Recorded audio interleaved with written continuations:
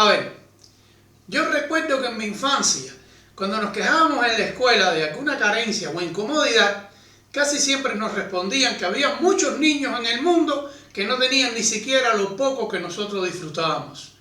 En aquel momento, yo no llegué a comprender que se nos estaba inculcando un conformismo emanado del consuelo de saber que había alguien que estaba peor que nosotros. Pero con el tiempo fui comprendiendo que el adoctrinamiento en el sistema educacional cubano comienza desde edades muy tempranas. Y ese adoctrinamiento es mucho más abarcador de lo que parece.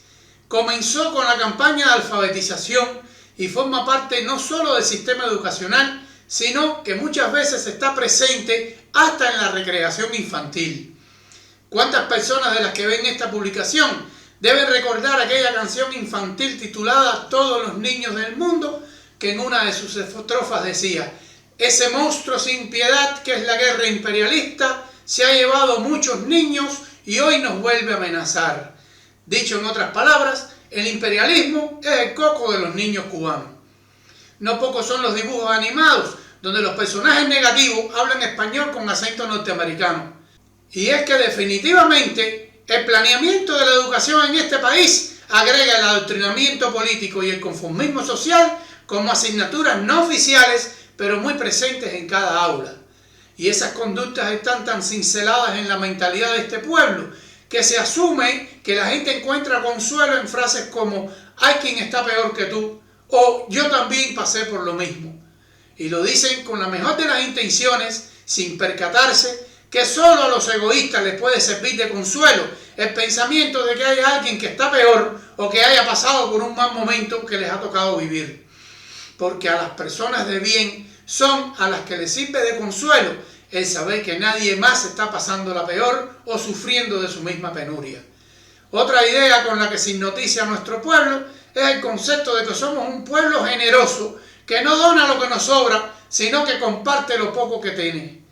Eso suena muy bonito y cursi, pero es un comportamiento muy destructivo para quien lo practica. Soy del criterio de que la caridad es el alivio de la carencia, pero no la solución.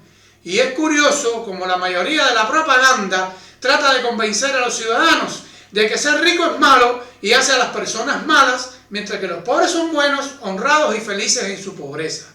Es muy común oír decir de que el dinero no compra la salud. Y eso tuviera lógica si los pobres no se enfermaran, pero la realidad es bien distinta. Los pobres por regla general se enferman más y viven menos que los ricos. El problema está en que los ricos necesitan de los pobres para que les sirvan en su opulencia.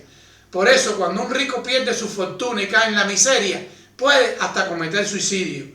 El hombre como especie tiene una tendencia natural a ser inconforme y mientras más tiene y más sabe, más aspira a tener y más aspira a saber. Por eso, los gobernantes socialistas que basan la supervivencia de su poder en la existencia de la clase proletaria, limitan el crecimiento que puede alcanzar el individuo para evitar que alcance los niveles de la burguesía.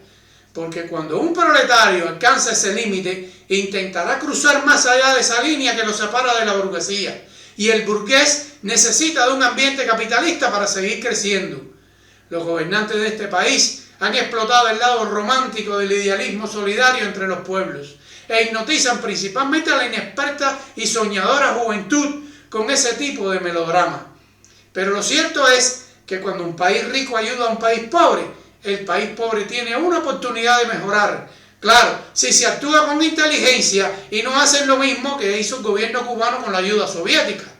Pero cuando un país comparte lo poco que tiene con un país miserable, el resultado son dos países miserables. Por eso, cuando se tiene la responsabilidad de conducir una nación, hay que tener un sentido mucho más práctico y saber que primero hay que fortalecerse como nación para después poder ayudar a las naciones más necesitadas sin perjudicar a su propio país.